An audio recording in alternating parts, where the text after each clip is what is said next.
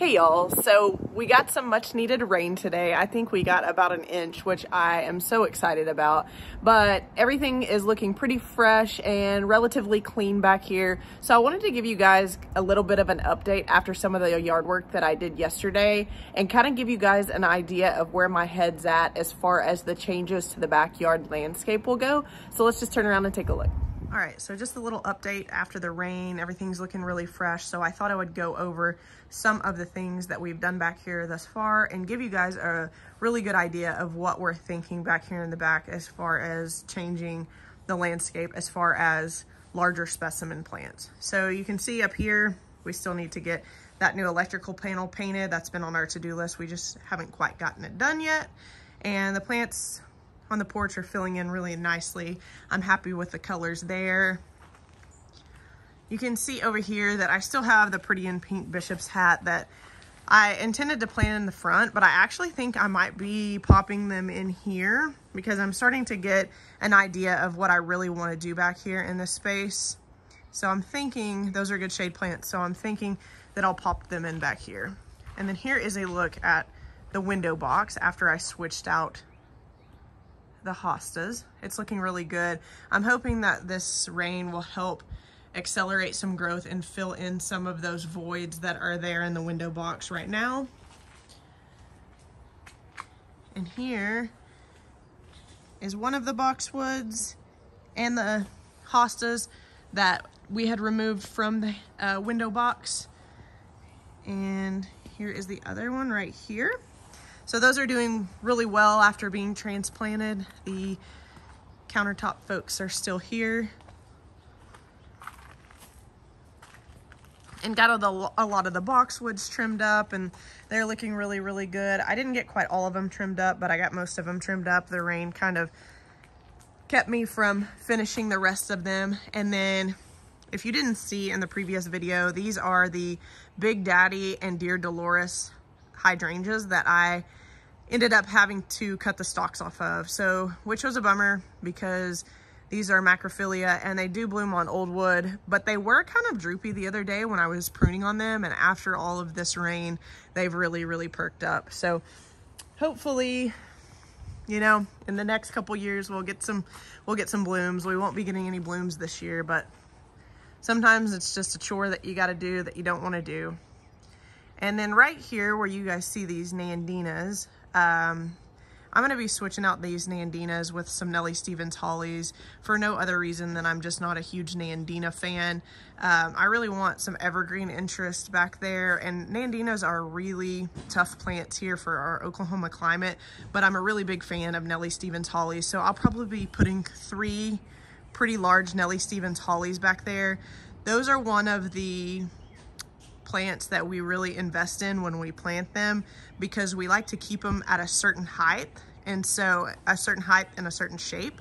And so when we purchase Nellie Stevens hollies, we really like to pick a larger specimen and invest in that. So I think 3 will be going there where you see the nandinas. And then I did prune a little bit on this viburnum. I didn't get this one all the way done the other day. And I did take some dead wood out of the oak leaf hydrangeas that were just some underneath dead wood that was due to a lack of sunlight, because these oak leaf hydrangeas are pretty large and they're looking really, really good. There's a ton of buds on them. Let me see if I can see them over here. Maybe it was on the, here we go. You can see it right there. They're really starting to bud out. I think it was this one over here that's quite a bit ahead of the others. Yeah. So you can see all of the buds coming out on those. This rain should definitely help accelerate that. And then I did talk to you guys in one of my past videos about the barberries. I will be keeping the lime green barberries and I will be taming them up just a little bit. They're getting a little bit unruly, so just gonna trim them up a bit and get them looking a little bit tighter.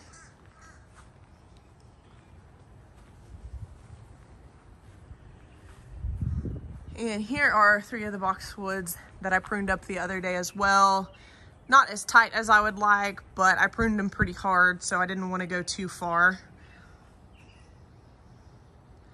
And then back here as well, where these Nandinas are, I'll be removing these, and I'll probably be planting a Nellie Stevens holly in the back, and then 2 flanking each side of that. And we have to be careful back here in this area because there are a lot of electrical lines back here, and then all along our back fence is where our gas line runs. So we're kind of limited on how close we can get to the fence and the height of things that we can plant back there. So I think Nellie Stevens hollies will really be a good fit for this area back here because we don't have to worry about power lines, and OG&E will come in here, and they're being very strict after the ice storm a couple of years ago, and anything within 10 feet of the power lines, they have the right to cut. So I don't want to, you know, put something there that I can't control the size of for that reason. Here's some more trimmed up boxwoods. This one over here, and then these 2 that are in the planters flanking the entry. Those are from our old house, and I got those trimmed up, and I think they're looking way better. I didn't realize how bad they needed a haircut, but they're looking pretty fresh. And I would like to get these quite a bit bigger and get them really, really tight. Everything back here is doing really well. I want to show you the alliums. The alliums were here previously, but I think they're very pretty, and they're really starting to come into bloom. Look how pretty this is. And I think this one might be a Globe Master, if I'm not mistaken. These down here, different variety. They're quite a bit shorter. Got some poppies in here. And I'll have to share with you guys the poppy experiment that I did, because there were a lot of self-seeded poppies that came up in this walkway right here that I kept stepping on. So I took those out and I potted them up, and some of them didn't make it, but about half of them did. So I'll consider that a win because they were just going to get stepped on otherwise. And then back here you can see the rose bushes. I'm playing around with them back here to try to find a permanent home for them. And you can see that they are just getting ready to burst out into bloom. I'm really excited about these and to experiment with some roses because I do think they're beautiful. I just have never really been much of a rose fan, but I'm hoping that this might change my opinion. Sweet peas are going crazy there. Hanging baskets are looking good. Still haven't gotten all of the supplies to do the trellis on the back fence. All of the cosmos are looking really good. They are starting to get their first set of true leaves.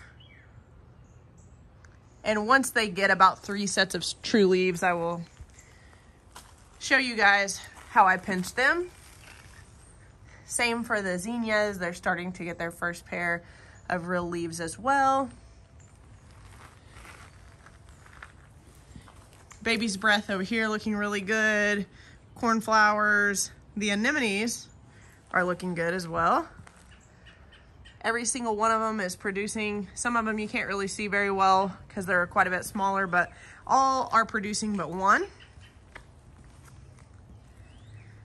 And then we've had some questions in regards to this portion, this building back here. And so this is like a garage apartment situation.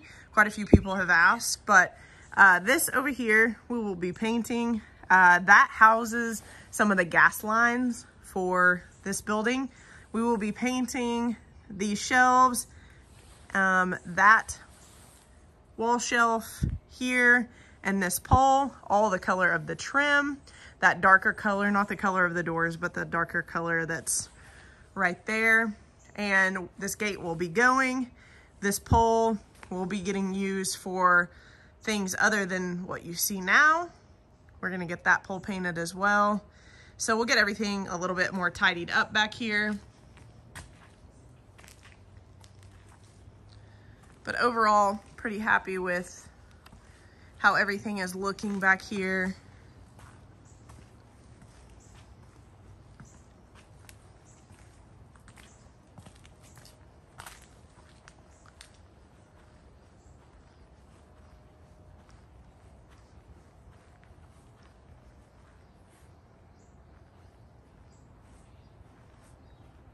But anyways, that is just a little update. And something else is I do want to do something with some height right here probably.